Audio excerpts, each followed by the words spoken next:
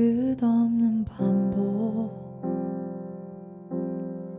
허무와 실패 채우려 해봐도 채워지지 않네. 수치와 죄로 덮인 나의 삶, 노력을 해봐도 벗어지지 않네. 자연스럽게 찾아오신 주, 영원한 생명 보여주셨네. 우리 사도행전을 많이 읽어봤을 거예요. 사도행전을 많이 읽어보셨을 텐데, 이 사도행전에는 참으로 다양한 그 성도의 삶이 기록이 되어 있습니다. 자, 그리스도인이기 때문에 고난을 받는 사람이 있어요. 그리스도인이기 때문에 고난을 받는 사람이 있고, 또한 그 고난을 기뻐하는 사람이 또 있습니다. 신기하죠? 그런데 또 설교를 듣다가 졸다가 그런 사람도 있었고, 또 회개하면서 예수님을 영접한 사람도 있습니다. 그리고 그 현장에서 두려워하여서 그 현장을 도망쳐 나온 사람도 있고요. 또 어떤 사람들은 이 복음 전파를 막기 위해서 최선을 다해 이 복음 전파를 막았던 사람도 있어요. 그럼에도 불구하고 놀라운 것은 무엇이냐면, 이 복음이, 이 예수님에 대한 복음이 세계 열방 가운데 이렇게 전파되어 나갔다라는 것이 참으로 놀랍습니다. 이 사도행전의 이야기는요, 너무나 많은 사람들의 모습이 나오고 너무나 다양한 사람들이 있어요. 그러나 복음을 전파한 사람도 있고 복음을 막아낸 사람도 있었다. 자, 우리는 어떤 사람들일까? 그래서 오늘 저는 바로 이 사도행전에 대한 이야기를 나누고자 하는 것입니다. 자, 사도행전은요, 역사와 시대적인 배경만 다를 뿐이지 바로 우리의 삶에 대한 이야기예요. 우리의 삶에 대한 이야기입니다. 그래서 저는 오늘 이 삶에 대해서 같이 나누길 원하는데, 이 사도행전의 사람들은 성령의 임재로 복음의 능력을 체험하면서 살아갔던 사람들이었어요. 복음을 우리가 공부하고 또 말씀을 공부할 때에 신학적으로 깊이 있게 공부하는 것도 정말 중요하지만 무엇이 또 중요하냐면, 다른 사람들에게 직접적으로 복음을 선포하고 예수님께 돌아오는 그 놀라운 경험들을 하며 살아가는 것 또한 중요하다라는 것입니다. 성령의 경험도 필요하다라는 것이죠. 지금 우리의 삶의 행전에도 성령의 뜨거운 임재가 필요합니다. 단순히 우리가 말씀만 가득 머리에 채워서 이것이 우리의 마음까지 내려오지 않으면 이것은 단순한 지식으로 끝이 날 때가 있어요. 그런데 그 하나님의 말씀이 내 머릿속에 채워졌을 때에 이것이 가슴으로 내려오는 역사 또한 있어야 한다. 이것이 바로 성령의 임재다라는 것입니다. 그래서 그들에게 찾아온 예수님을 우리가 만나야 하는 거예요. 자, 예수님은 부활하셨죠. 그런데 부활하신 그 예수님께서 누구를 찾아왔냐면 제자들을 찾아와요. 제자들을 찾아와서 하시는 이야기가 무엇이었냐면, 야, 내가 다시 부활했어. 우리 다시 한번 같이 살아볼래? 아니면 우리가 못했던 것 한번 해볼래? 이것이 아니라 40일 동안 제자들과 끊임없이 이야기했던 한 가지 주제가 있었습니다. 그게 뭘까요? 바로 하나님의 나라에 대한 이야기였어요. 하나님의 나라에 대한 이야기. 예수님이 제자들을 다시 찾아왔으면요, 그들과 많은 이야기들을 나눌 수 있었겠죠. 그런데 그것보다 가장 중요한 말씀, 하나님의 나라에 대한 이야기를 계속해서 제자들에게 전해주셨다. 예수님께서 이 땅에 오셔서 세례를 받으시고 첫 사역을 시작하셨을 때도 그 말씀 역시 하나님의 나라가 가까이 왔다. 너희가 회개해야 해. 하나님의 나라를 생각해야 해. 이것을 계속해서 전파하셨습니다. 예수님은 십자가를 지시기 전이나 지신 후에나 부활하시기 전이나 부활하신 후에도 동일하게 하나님의 나라에 대한 이야기를 계속해서 말씀하셨습니다. 도대체 이 하나님의 나라가 무엇이기에 그토록 이야기를 전해주셨을까요? 도대체 뭘까요? 하나님의 나라는 바로 예수님의 이야기이기 때문입니다. 예수님의 복음이기 때문입니다. 예수님의 그 십자가의 고난으로 인하여서 죄 용서받고 새 생명을 얻은 사람들의 이야기이기 때문에 전해주시는 거예요. 하나님의 나라가 어떤 곳인지 너희가 아느냐? 교회가 어떤 곳인 줄 아느냐? 우리 교회를 생각할 때 어떻게 이야기를 합니까? 죄인들이 모여있는 곳이 교회입니다 라고 고백하지 않습니까? 그런데 그것이 아니라 죄인들이 모여서 예수님의 복음을 듣고 변화된 사람들이 모여있는 곳이 교회입니다. 그곳이 하나님의 나라입니다. 변해가는 거예요. 하나님의 나라가 우리의 모습이 되어가는 것입니다. 사람을 구원하시려는 하나님의 뜻은 어떻게 이루어지기 시작을 했느냐? 그런데 고난을 통하여서 이루어지기 시작했습니다. 우리가 예수님을 믿으면서 이제 고난은 끝일 거야 라고 생각할 때가 많이 있지 않습니까? 그런데 그 하나님의 나라의 시작은 어디에 있었냐면 고난에 있었어요. 고난에서부터 시작이 됩니다. 십자가의 고난이 얼마나 고통스러운지 우리는 직접 알지는 못해요. 그러나 사진과 영상과 영화와 다른 것들을 통하여서 우리는 그 예수님의 고난이 어떠했는지를 볼 수 있습니다. 채찍을 맞았어요. 살이 찢겨 나갑니다. 뜯어집니다. 머리에 그 가시가 박히는 장면들을 보면서 예수님이 그토록 아픈 고난을 당하였구나 깨닫게 됩니다. 사람을 구원하시려는 하나님의 뜻은요, 바로 이렇게 고난을 통하여서 시작이 되었어요. 십자가의 고난이 얼마나 고통스러운지 우리는 잠시나마 생각할 수 있습니다. 자, 우리 고난에 대해서 조금만 더 생각해 보면서 갈까요? 사도 바울과 바나바가 예수님의 복음을 전파하기 위해서 나아갔습니다. 열방 가운데 나아가요. 그런데 그들이 예수님을 믿고 처음 나온 사람들에게 뭐라고 하시는지 아십니까? 자, 우리 교회에 누가 새신자가 왔어요. 새신자에게 제가 이렇게 얘기하는 것입니다. 환영하고 축복합니다. 네, 이제 행복한 삶을 살아가실 수 있습니다. 모든 일이 잘 될 겁니다. 네, 복 받으실 거예요. 이렇게 얘기를 해야 되잖아요. 근데 사도 바울은 뭐라고 얘기하냐면 이렇게 얘기합니다. 자, 사도행전 14장 22절 말씀 같이 한번 읽어볼까요? 네, 자, 시작. 그들은 제자들의 마음을 굳세게 해주고 믿음을 지키라고 권하였다. 그리고 또 이렇게 말하였다. 우리가 하나님 나라에 들어가려면 반드시 많은 환난을 겪어야 합니다. 예수님을 믿고 나온 사람들에게, 복음을 처음 받아들인 사람들에게 뭐라고 합니까? 당신이 하나님의 나라에 들어가려면 반드시 환난을 겪어야 합니다. 교회 나오고 싶겠어요? 그렇죠? 네. 저 잠깐만요. 저 다시 생각해 볼게요. 이렇게 얘기합니다. 고난은 그리스도인들이 모두 함께 겪어야 하는 거예요. 그리고 하나님은 이러한 고난을 통하여서 하나님의 나라를 이루어 가시는데요. 자, 우리 9장 15절 말씀도 앞에 화면을 보고 같이 한번 읽어봅시다. 자, 시작. 주님께서 그에게 말씀하셨다. 가거라. 그는 내 이름을 이방 사람들과 임금들과 이스라엘 자손들 앞에 가지고 갈 내가 택한 내 그릇이다. 자, 이러한 복음을 들고 열방 가운데 나아가야 합니다라고 이야기를 하고 있는 거예요. 세상의 사람들이 들어야 할 그 복음에는요, 그냥 행복한 소식만 있는 것이 아니었어요. 고난을 당해야 합니다. 고난을 받아야 합니다. 이것을 겪어야지 예수님을 믿는 것입니다. 이렇게 얘기를 해야 하는 거예요. 우리는 그리스도인으로 살아갈 때에 하나님의 이름을 다른 사람들에게 전할 수 있습니다. 그죠? 우리 전도 한 번씩 해보셨습니까? 어떻습니까?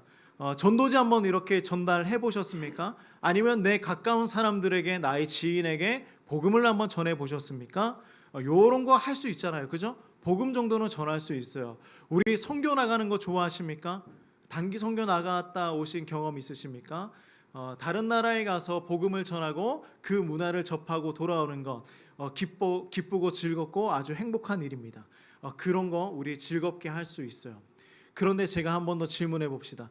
우리 사랑하는 성도님들은 전도하는 거, 선교하는 거 이런 것들은 즐겁게 할 수 있어요. 그런데 고난 받는 거 즐겁게 하실 수 있으십니까? 고난 받는 거 좋아하십니까? 저 오늘부터 고난 받을 거예요, 주님.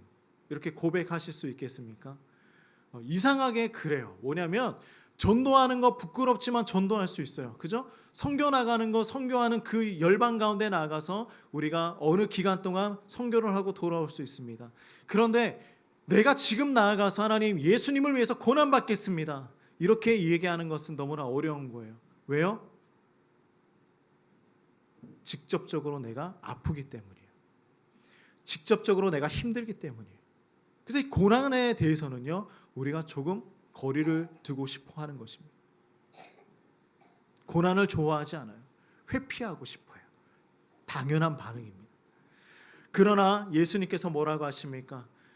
이렇게 말씀하시는 거예요. 누구든지 나를 따라오려거든 자기 십자가를 지고 따라와야 한다. 고난을 조금 담당해야 해. 그래서 우리가 잘 알고 있는 이 사도 바울은 이렇게 살았어요. 저는 이 부분에 참 이해가 되지 않았어요. 제가 그 목요일마다 우리 성도님들 신우의 성도님들하고 성경 공부를 하고 있는데 그분들도 이렇게 질문하는 거예요.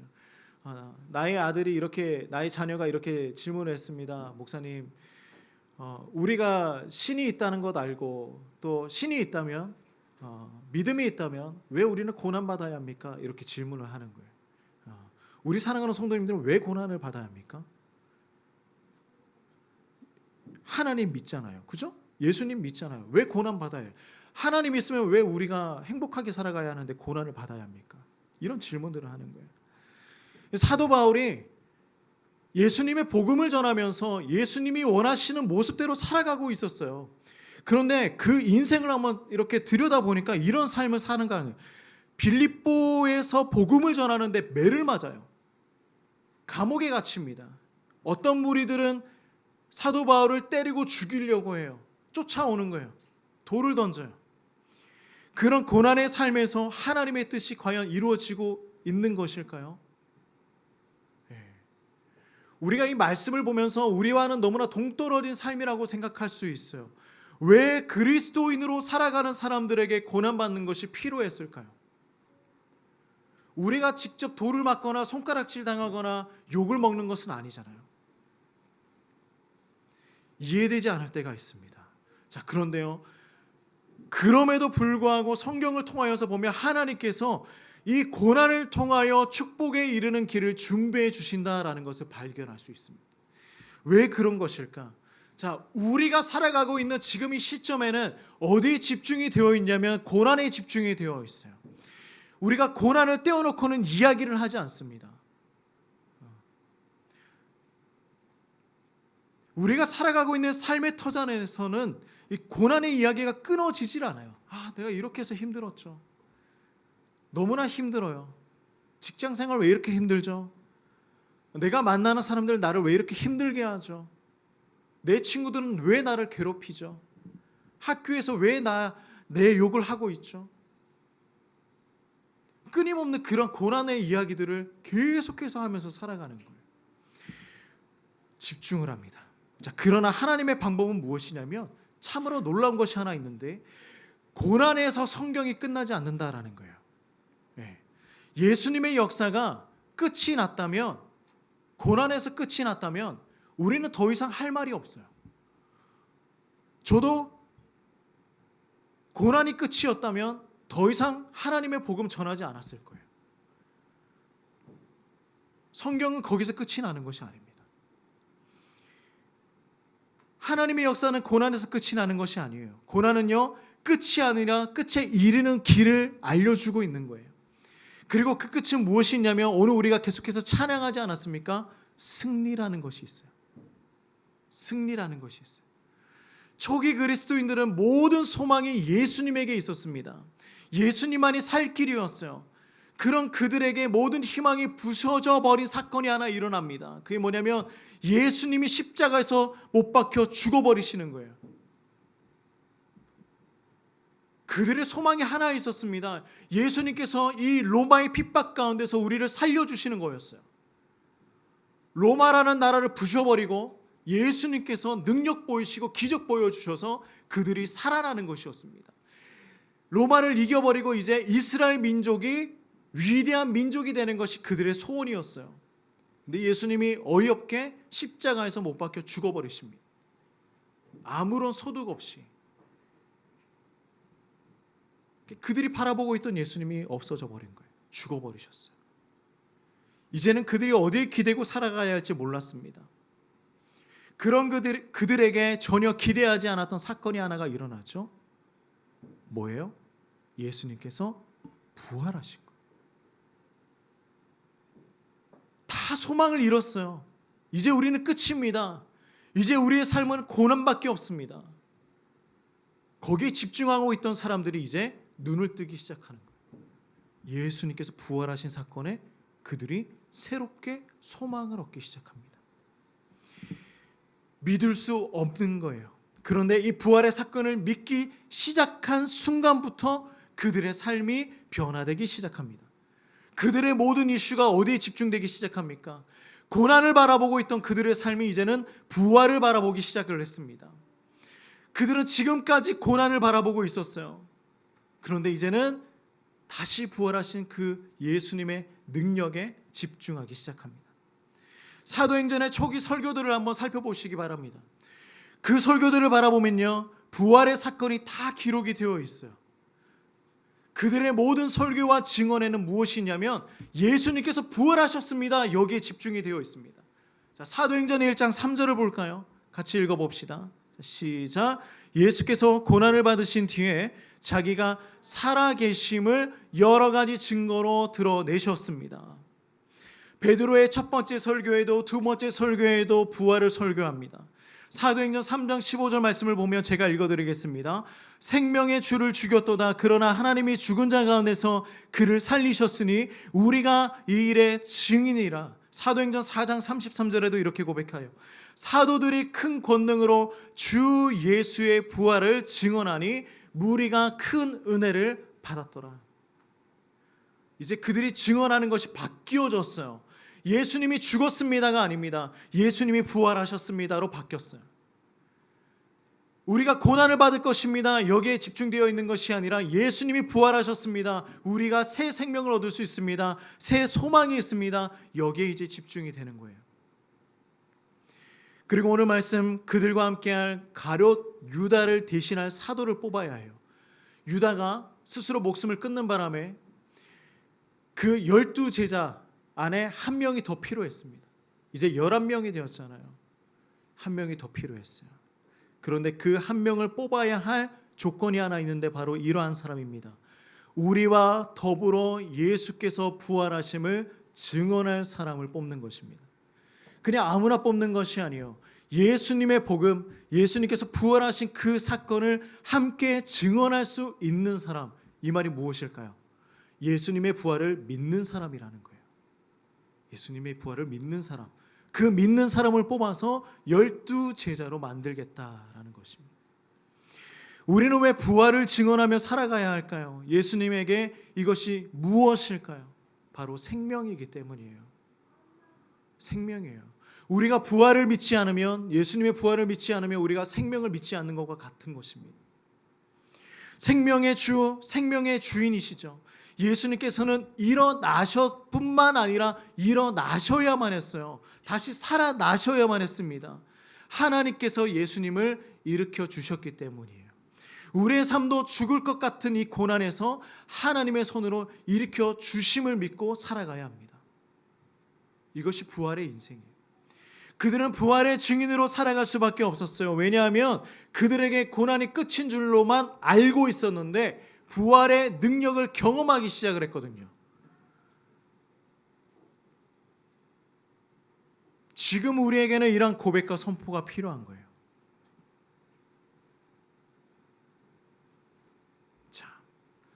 우리는 무엇을 전달하며 살아가고 있습니까? 우리의 삶에서 예수님을 잘 전달하면서 살아가고 있으십니까? 우리는 때로 눈으로 보아야 경험해야 증인이 될 수 있다고 생각을 합니다. 제가 직접 경험해야 알죠. 그런데 뭐라고 하십니까? 예수님은 분명히 성경에 기록된 것을 증거하라고 말씀을 하십니다. 이미 다 기록되어 있어요. 이것을 가지고 전하라라는 것입니다. 너희는 무엇을 전하느냐? 이 성경 말씀에 하나님의 모든 마음이 하나님의 모든 뜻이 기록되어 있기 때문이에요. 이것을 가지고 우리가 증언해야 하는 것입니다. 우리는 성경 붙들고 예수님을 증거하며 증인으로 살아가야 합니다. 삶의 터전에서 하나님의 말씀대로 순종하며 살아가는 것입니다. 자, 그토록 예수님은 제자들에게 끊임없이 선포하고 가르치면서 다시 승천하셨습니다. 자, 40일의 훈련을 받은 제자들이었어요. 부활하신 예수님을 만나서 제법 이제 많은 것들을 깨닫게 되었습니다. 하나님의 나라를 알게 됐고요. 이제 우리가 어떻게 살아가야 하는지 알게 되었습니다. 그래서 제자들은 산에서부터 내려와서 다락방으로 올라갔어요. 이 다락방에 모여서 이들은 이제 다음과 같은 일을 행합니다. 자, 우리 사도행전 1장 14절 여기 보면 이렇게 말씀을 하세요. 뭐라면 더불어 마음을 같이하여 오로지 기도에 힘쓰더라. 더불어 마음을 같이하여 오로지 기도에 힘을 쓰는 거예요. 네. 우리 사랑하는 성도님들 어제 기도 제목 제가 이렇게 카톡 확인은 하셨죠? 네. 기도 제목 한번 이렇게 적어 보셨습니까? 아니면 적지는 못해도 생각은 해보셨습니까? 더불어 마음을 같이하여서 우리가 무엇을 할 수 있을까? 마음을 같이하여. 자, 이 다락방에 모인 사람의 수가 120명이었어요. 120명이 모여서 더불어 마음을 같이하여서 기도에 힘을 쓰고 있습니다. 자, 그런데요. 120명의 사람들이 모여서 마음을 같이 하는 것이 쉬울까요? 네. 우리가 3, 4명의 사람들만 모여서 같이 마음을 모아서 무언가 프로젝트를 만들고 일을 해나가는 것 그것도 쉽지 않습니다. 계속 싸워요. 3, 4명만 모여도 내가 하고 싶은 것이 있기 때문에 싸우기 시작합니다. 진행이 안 되는 거예요. 자, 그런데요. 이들이 마음을 같이하여서 어떤 문제를 두고 계속해서 기도에 힘을 쓸 수 있었던 이유는 무엇이었을까? 그것은 바로 한 가지인데요. 하나님의 말씀과 일치된 기도를 했기 때문이었습니다. 다락방에 모인 제자들은 막연하게 기도한 것이 아니에요. 하나님의 약속 붙잡고요. 하나님의 말씀 붙잡고 그들이 기도하기 시작을 했습니다.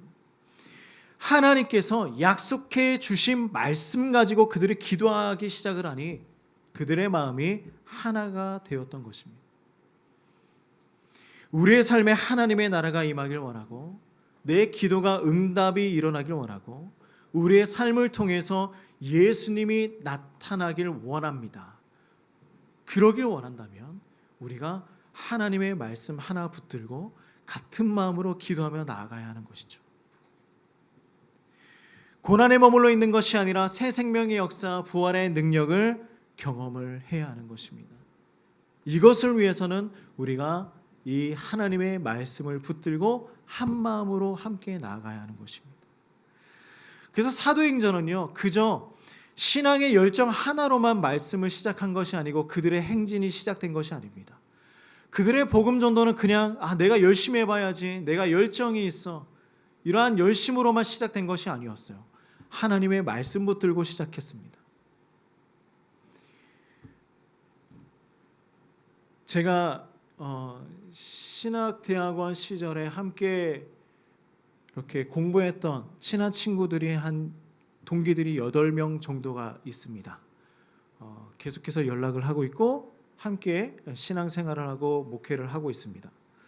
자, 8명 중에 3명이 미얀마와 태국과 세네갈에 선교사로 갔어요. 그리고 4명은 개척교회 목사가 되었습니다. 그리고 1명은 선교단체에서 일을 하고 있어요. 각자 다 다른 역할들을 감당을 하고 있죠. 자, 그런데 이 모두가 예수 그리스도의 복음을 증거하는 삶을 포기하지 않고 살아가고 있다라는 것이죠. 사진을 잠깐 한번 볼까요? 네, 제가 이 선교사님 세 분을 보면서 항상 좀 도전을 받습니다. 자, 앞에 그림을 보면 동그라미를 나중에 보내줘야 되는데 누가 선교사고 누가 현지인인지 잘 구분이 안 가요. 그죠? 동그라미 친 분은 사모님이십니다. 그리고 이제 안수하고 이렇게 세례 주고 있는 분이 선교사님입니다. 미얀마를 사역하는 선교사님인데 뭐 사진은 지금 이렇게 되어 있지만 처음에 그 선교지에 가서 이제 사진을 보내준 거 보면 현지인하고 똑같이 생긴 거예요. 점점 그렇게 닮아갑니다. 얼굴은 더 까매지고. 다음 사진 한번 볼까요? 네, 자 여기에서 선교사님을 한번 찾아보세요. 태국입니다.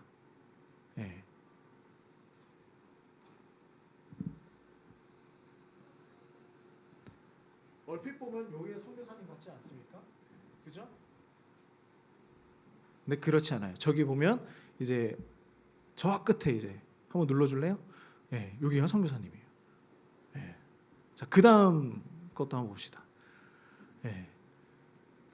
정말 자세하게 좀 보여주고 싶은데 세네갈에서 선교하시는 선교사님입니다. 정우석 선교사님인데 보면 얼굴 까매진 거 보이시죠? 그래서 우리 항상 하는 얘기가 있어요. 세네갈로 가게끔 하나님이 얼굴 색깔을 만들어 주셨다. 그렇게 얘기를 합니다. 가면 갈수록 얼굴이 더 까매지고요, 더 현지인같이 되어가는 거예요. 그래서 처음에는 저렇지 않았어요. 너무나 젊고 너무나 멋있었습니다. 근데 가서는 이렇게 점점 더 나이가 들어 보이고 그렇게 변해가고 있습니다.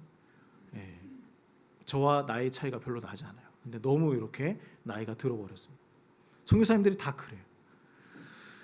근데 이제 그 태국에서 선교하시는 이제 두 번째 사진 제가 보여드렸잖아요. 하는 이제 그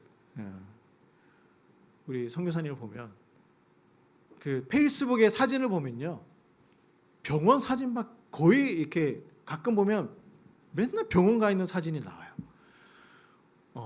최근 사진은 이렇게 휠체어에 실려서 다리 아파서 다리가 어떻게 아팠나 봐요. 누워 있는 거예요. 병원에 누워 있고. 어떤 날은 또 피토하면서 이렇게 누워 있는 사진이 또 올라오고, 어떤 날은 또 병원에 또 입원한 사진 올라오고. 맨날 그래요. 맨날 아프고 맨날 쓰러져 있고 그래요. 그러니까 한국에 이제 어쩌다가 들어오는 날이 있거든요. 갑자기 왜 들어왔냐? 병원에 급한 진료를 보러. 근데 그것이 이제 선교사님뿐만이 아니라 사모님도 그렇게 이제 아파서 항상 진료 보러 오는 거예요. 그래서 선교사님들이 다 그렇게 살아요. 아프고 쓰러지고. 그런 모습 보면서 저는 너무나 편한 곳에서 이렇게 사역하고 있는 것은 아닌가. 이렇게 좋은 곳에서 인테리어 이렇게 좋게 하고 교회에서 에어컨 바람에 시원하게 복음을 전하고 있는 것은 아닌가. 부끄러울 때가 있습니다. 그런데요, 우리 선교사님들이 이렇게 비행기를 타고 그 선교 지역으로 가잖아요. 그 가는 거 모습을 보면요, 선교사님 혼자만 비행기에 앉아 있는 것이 아니라 가족이 함께 이렇게 앉아서 가요. 자녀들과 함께 가는 거예요. 그 모습을 보면서 참 감동이 될 때가 있어요. 저희도 중국으로 가면서 이제 저희 첫째 아이가 100일 되었을 때 사진이 있어요. 머리 빡빡이 머리거든요. 빡빡이 머리인데 그 사진을 볼 때마다 마음이 좀 짠할 때가 있어요. 그게 뭐냐면 그 선교지로 나아가는 그 선교사님들의 모습을 보면요, 선교사님 혼자 복음을 전하러 가는 것이 아니구나. 옆에 앉아 있는 자녀가 함께 복음을 전하러 가고, 그 옆에 앉아 있는 아내가 함께 복음을 전하러 가고, 가족이 함께 복음을 전하러 가서 하나님의 나라를 세워 나가고 있구나. 우리도 교회를 개척하고 교회를 세워 나가면서 우리 아이들이 교회를 개척하면서 그냥 물론 성도이지만 아침에 와서 주보를 접고 뒤에서 PPT를 넘기고 앞에서 찬양을 하고 또 우리 사랑하는 성도님들이 각 가정에서 이렇게 자녀들과 함께 예배하러 나오고 이런 모습들을 보면서 우리가 하나님의 나라를 세워나가는 것은 나 홀로 하는 것이 아니구나라는 것을 깨닫게 되는 거예요. 가정이 함께 예배를 드리고 또한 가정이 함께 이렇게 교회를 세워나간다라는 것은요, 하나님이 그렇게 만들어 가시는 거예요. 저 혼자 여기에 서 있으면 교회가 되겠습니까? 아니잖아요. 우리 성도님 한 분 한 분이 오셔서 이렇게 함께 예배를 드리고 하나님을 예배할 때의 교회가 이루어지는 것이죠. 사도행전의 사도들에게 가룟 유다가 빠졌어요. 그죠? 12명 중에 한 명이 빠졌습니다. 그 자리를 채워야 할 한 사람이 필요했어요. 그런데 그 중에 12명 중에 한 명 빠진다고 해서 제자가 아닐까요? 예수님의 사역 거기서 멈추게 되었을까요? 아니었어요. 한 명 없어도 되었어요. 11명이서 사역해도 됩니다. 그런데 그것이 아니었어요. 12명을 채워서 함께 하나님의 나라를 이루어가기 위한 것이 하나님의 뜻이었습니다. 복음은요, 함께 살아가는 것이 복음이기 때문이에요. 그래서 다 한 명도 빠짐없이 다 모아서 그렇게 하나님의 나라, 하나님의 교회들을 세워나가는 것입니다. 예수 그리스도의 부활하심이 그때 초대교회의 모든 사람의 마음을 사로잡기 시작했어요. 우리의 삶도 그러길 간절히 소망합니다. 나 홀로가 아니에요. 함께 하는 거예요. 더불어 마음을 같이 하여서 이루어가는 것입니다. 우리 사랑하는 성도님들, 주중에 서로 연락을 하셔도 좋습니다. 서로 만나서 중보기도 제목을 나누어도 좋습니다. 나 혼자 살아가는 것이 아니잖아요. 우리가 교회에 나와서 인사하고 한 주간 따로 살아가는 것이 아니라 우리가 한 주간 서로를 생각하면서 기도하면서 그 성도님 여행 갔는데 어떻게 잘 지내고 있는지, 아니면 직장 생활 비가 많이 왔는데 직장에서 어려움은 없는지, 그런 것들을 우리가 고민하는 거예요. 기도하는 것입니다. 그 성도님의 자녀 아팠다는데 괜찮을까? 생각하는 거예요. 이것이 더불어 마음을 모아서 살아가는 방법입니다. 우리 사랑하는 성도님들, 나 홀로 있다고 생각하지 마세요. 우리 서로 연락 주고받아도 괜찮고요. 기도 제목 나눠도 괜찮고요. 아무런 문제 없어요. 이것이 교회입니다. 자, 우리 사랑하는 성도님들, 우리 이러한 삶을 함께 살아내지 않으시겠습니까? 네, 우리 이렇게 살아갑시다. 더불어 마음을 같이 하여서 살아가는 우리 사랑하는 성도님들 되시기를 주님의 이름으로 축복합니다. 네, 아멘.